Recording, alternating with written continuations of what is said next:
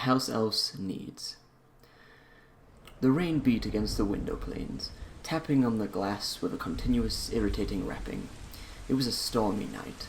The wind was howling outside, whistling around the eaves of the cabin. Inside, though, the room was warm and snug. A fire crackled merrily, throwing dancing patterns alight on the walls. Hagrid sat firmly, enclosed in his big armchair, darning socks. At the moment, though, his hands were still. He looked dubiously at the eager house elf in front of him. "You're too small, Dobby," he explained. "I'd rip you open." "Dobby stretches, sir," the house elf said breathlessly. "Please, sir, Dobby wants you to." Hagrid studied him, musing to himself. "A tiny mite like yourself, and an half-giant like me. Nah, Dobby, why do you even want this so bad?" Dobby gazed up at him avidly, tennis ball eyes watering. "Dobby is an outcast, sir," he squeaked plaintively. "Other house elves do not approve of Dobby. Dobby admires Harry Potter very much, but he needs more, sir. Harry Potter—" He looked guilty and lowered his voice to a whisper. "Harry Potter is not big enough to fulfill Dobby's needs." He looked horrified at himself and started banging his head on Hagrid's table. "Bad Dobby, bad Dobby, bad Dobby!" Hagrid let him continue for a moment, too taken aback to react. He stared at Dobby, who was now punishing himself vigorously, before grabbing the elf at the back of his neck and hurling him away from the furniture. "Harry screwed you?" Hagrid asked, thunderstruck. Dobby nodded his head enthusiastically. Yes, sir. Harry Potter did not want to at first, but he felt sorry for Dobby, so he did it as a Christmas present, sir." "And he wasn't big enough for you?" Hagrid said, raising one bushy eyebrow. The way he looked at it, Harry's wand would have been a diameter of a pencil if Dobby considered him poorly endowed. Poor kid, he thought. "Dobby likes Harry Potter very much, sir, but he is wanting more," Dobby squeaked earnestly. "Ever since Dobby is freed, he has only his hands to keep him busy, except for Christmases." "Nothing else, eh, Dobby?" Hagrid asked. Dobby looked embarrassed and tugged at the tea cozy perched on his head. "Dobby is using Professor Dumbledore's wand sometimes," he acknowledged guiltily. Hagrid, who had just taken a gulp of tea, choked and spat it out.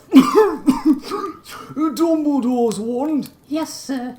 Dumbledore has a very big wand," Dobby said. Hagrid coughed, a blush raising up his tangled beard. "Here now, Dobby.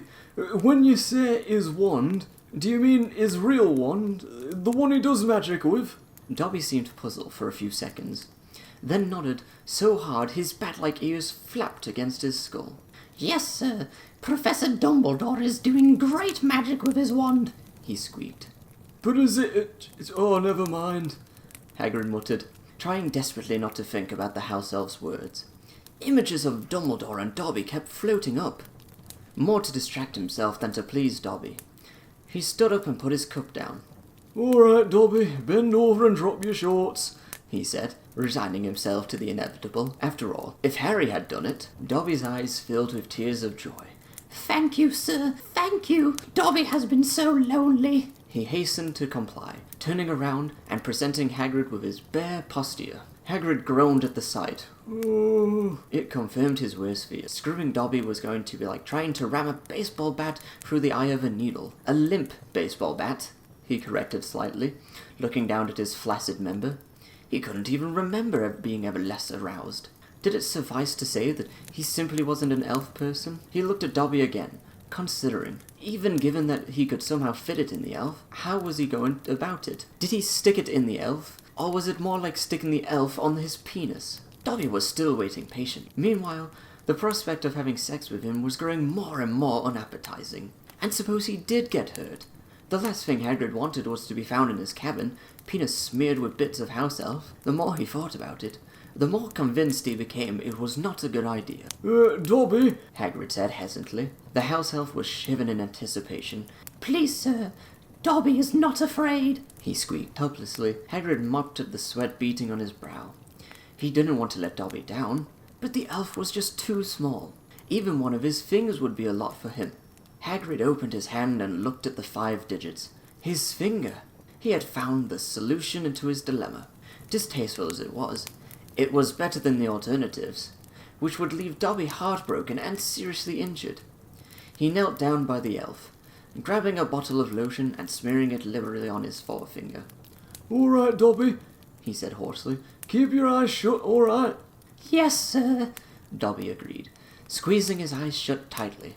Hagrid took a deep breath, then slipped his finger into the elf.